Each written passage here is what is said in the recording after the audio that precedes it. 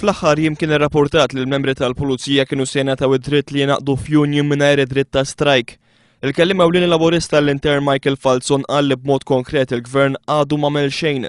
Il-Ministru Karl Mifsud Bonnici kull m'għamel kien l-informa lill-iskrifan tal-Kamra li kien se jressaq dan l-abbozz.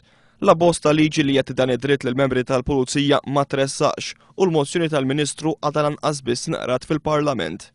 Jidher ukoll li din hija reazzjoni maġla u jiena ngħid kważi bużullotta għal pressjoni li qed issir min-naħa tal-Korp tal-Pulizija illi ilhom iresqu din it-talba l ma nafx kemm żmien u jiġu injorati.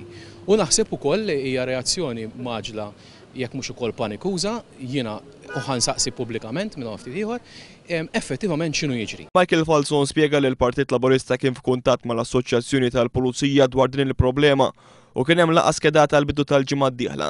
Iżda uffiċjal li fil-Korp tal-Pulizija qal li din il-laqgħa ma setax issir mingħajr il-permess tiegħu u fl-istess waqt ħarġet din ir-reazzjoni maġla min-naħa tal-Gvern. Jiena qed insaqsi pubblikament u nistenna assigurazzjoni pubblika illi m'għandix il-mobile u l-emails ittepjati jew segwiti. Għax dal-affarijiet kif jgħid il-Prim Ministru xejn ma jiġri b'kombinazzjoni u ma naħsibx li dik kienet kombinazzjoni lanqas. One News jinsab informat li lanqas l-Assoċjazzjoni tal-Pulizija ma taf eżattament se jkun qed jiġi mressaq fil-Parlament.